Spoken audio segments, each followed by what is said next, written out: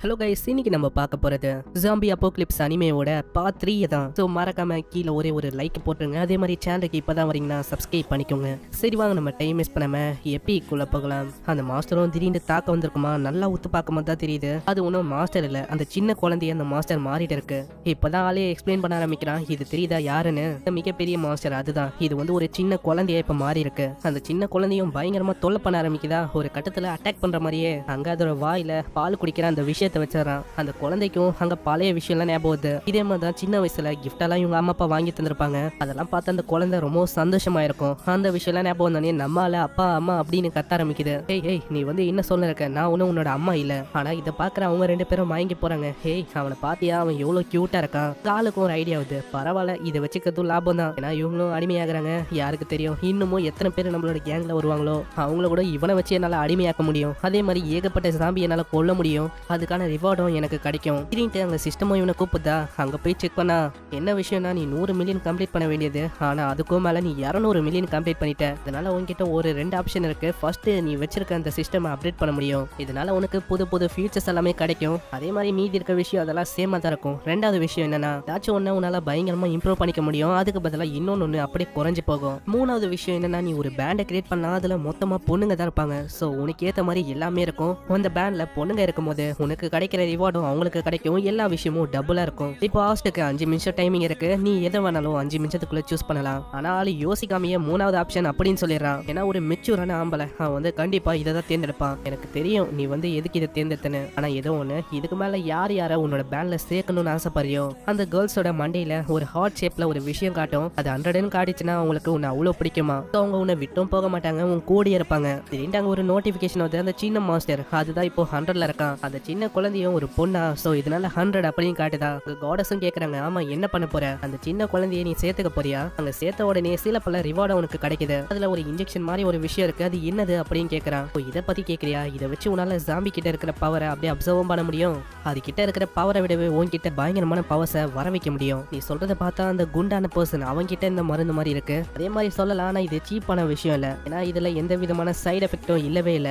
Next சீன்ல வெளியில வரானா, அந்த சின்ன குழந்தைக்கு இவனை அவ்வளவு பிடிச்சிருக்கு. கையில அவங்க ரெண்டு பேர் மண்டையிலையும் அது ஷோ ஆகுதா. ஆளுக்கும் புரியுது இப்பயே 88 ஷோ ஆகுது. கொஞ்ச நாள் தான் ஆச்சு நம்ம மீட் பண்ணிய, அதுக்குள்ளேயேவா? ஆமா இல்லையா பின்ன. ஏன்னா நாங்க ரொம்ப மோசமான சுச்சுவேஷன்ல எல்லாம் இருந்திருக்கோம். ஆனா இதுக்கு மேலேயும் இவங்க ரெண்டு பேரை நான் தான் பாத்துக்க போறேன், நல்லா வச்சுக்க போறேன். இதெல்லாம் ஆளு ஒரு விதமா பண்ணிருப்பானா அவங்க ரெண்டு பேருக்கு கொஞ்சம் வித்தியாசமா தோணும். ஆமா இவனுக்கு என்ன ஆச்சு, திடீர்னு மண்டையில அடிபட்டுச்சா என்ன? லேன், நீங்க வந்து அந்த சின்ன குழந்தைக்கு பேரை வைக்கலால, அந்த சின்ன டேபிளுக்கு பேரை வச்சா நல்லா இருக்கும். ஆமா பேரை வைங்க அம்மா பேரை வைங்க. என்ன சொன்ன, நான் ஒன்னும் உன்னோட அம்மா இல்ல. ஃபர்ஸ்ட் நீ வந்து என்ன பாஸ் அப்படின்னு கூப்பிடு. சரி பாஸ், நான் வந்து உங்களை அப்படியே கூப்பிடுறேன். அட நான் எதிர்பார்க்கல, இவன் வந்து உண்மையிலேயே ஒரு நல்ல பையனா இருக்கான். சரி ஏதோ ஒண்ணு, நான் இல்லாத போது நீ தான் இவங்க ரெண்டு பேரை நல்லா பாத்துக்கணும். அட நீங்க என்ன சொல்ல வரீங்க? அப்பனா எங்களை விட்டு நீங்க போக போறீங்களா என்ன? ஆமா நீ சொல்றது கரெக்ட் தான், நான் கொஞ்ச நேரத்துக்கு இங்க இருந்து போக போறேன். நான் கண்டிப்பா திரும்ப வருவேன், நீ கவலைப்பட வேணாம். நெக்ஸ்ட் சீன்ல அங்க ஒரு சண்டைய பையன் இருக்கு. ஏன்னா அந்த குண்டனால ஒரு பொண்ணு ரொம்ப அனுபவிச்சிருப்பா. இங்க இருந்து தப்பிக்கணும் அப்படின்னு தான் பாக்குறா. ஆனா சாவி அந்த பொண்ணு கொடுக்கவே மாட்டா. இப்படி அவங்க சண்டை போட்டு இருக்கும்போது திடீர்னு ஹீரோ வந்து கதவு திறக்கிறானா. இதனால அந்த பொண்ணுக்கு தான் அடிப்பது. அவ ரொம்ப பயந்து போய் வெளியில எல்லாம் பாக்குறா. ஆமா அந்த குண்டை என்ன வந்திருக்கானா என்ன?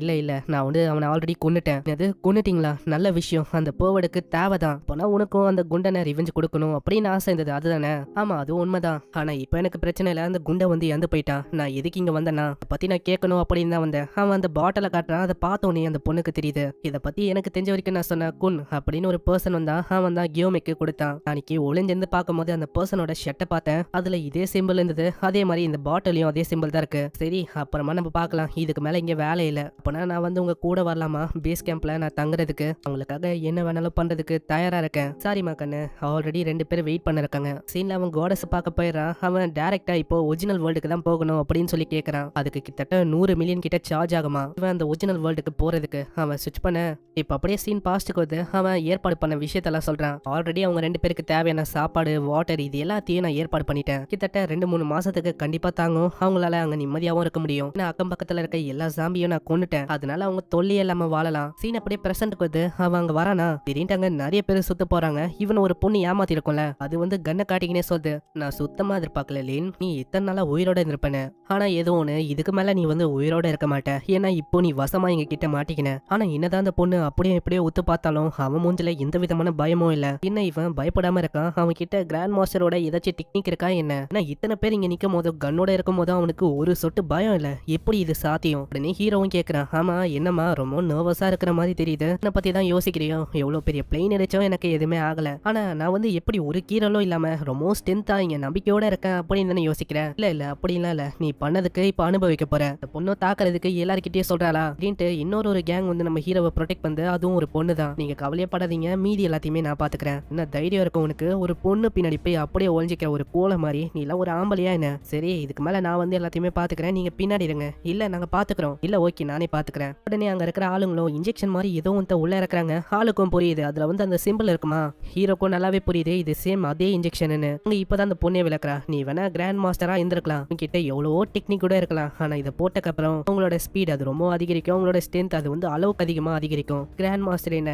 யார் இங்க வந்தாலும் தோத்துதான் போவாங்க, நீ எல்லாம் ஒண்ணுமே இல்ல அவங்களுக்கு. உடனே அங்க இருக்கிற பர்சனும் ஆர்டர் கொடுக்க இன்னொரு பர்சன் பயங்கர வேகமா தாக்க வரான். ஹீரோட ஐய பத்தி அவங்களுக்கு தெரியல, அவன் செம்ம வேகமா அங்கன்னு தப்பிக்கிறான். ஆமா என்ன ஆச்சு, இவன் திடீர்னு எங்க மாஞ்சு போனா, என்னப்பா நீ வந்து ரொம்ப ஸ்லோவா இருக்க? உடனே அங்க இன்னொருத்தன வந்து தாக்க வரான். ஆனா அதுல இருந்தும் ஹீரோ தப்பிச்சு அங்கேயும் இங்கேயும் சுத்த ஆரம்பிக்கிறான். இது வந்து வேலைக்காவது, நம்ம ரெண்டு பேருமே நாலாம் பக்கமும் தாக்குனதான் வேலைக்காகும். அதே மாதிரி நாலாம் பக்கமும் கண்ணாப்பின்னு தாக்க போறாங்களா, திடீர்னு அங்க லின் வந்து பயங்கரமான ஒரு பஞ்சு கொடுக்குறான். இதுவே நான் ஒரு ஃபர்ஸ்ட் இந்த லின் மாதிரி இருந்திருந்தா கண்டிப்பா இவங்க முன்னாடி நான் தோத்து போயிருப்பேன். ஆனா இப்போ இருக்கிற லின், அதாவது நான், என்னால இவங்களை ஜெயிக்க முடியும், இவங்களாம் எனக்கு எதுவுமே இல்ல. அங்க அப்படியே பஞ்ச் அடிக்கிறானா, இதெல்லாம் பாக்குற அந்த அண்ணக்காரனுக்கு அவ்வளவு கோவம் வருது. என்னடா நீ வந்து என்னோட அண்ணனே நீ இப்படி அடிப்பியா, இதுக்காக நான் ஒன்னும் உன்னை சும்மா விட மாட்டேன். இந்த பர்சனும் பயங்கரமா கிக் அடிக்கிறானா, அடிச்ச கிக்கும் அவன் மேலதான் பார்த்து, இதனால அவன் இன்னமும் கடுப்பாகிறான். ஒரே பஞ்சில அவங்க ரெண்டு பேருமே பயங்கரமா பறக்க விட்டு தோக்கடிக்கிறான். இதெல்லாம் பார்த்து மத்தவங்க எல்லாருமே அவ்வளவு ஆச்சரியமாகறாங்க. என்ன எப்படி உங்க ரெண்டு பேரோட ஸ்ட்ரென்த் கிராண்ட் மாஸ்டருக்கும் மேல இருக்கு, உங்க ரெண்டு பேரை எப்படி உன்னால தோக்கடிக்க முடியுது, என்னால சுத்தமா நம்ப முடியல. அவன் என்ன மனுஷனா இல்ல வேற ஏதாச்சா? அங்க அந்த பொண்ணுக்கும் தெரியுதா அவ வந்து தப்பிக்கலாம் அப்படின்னு தான் பாக்குறா.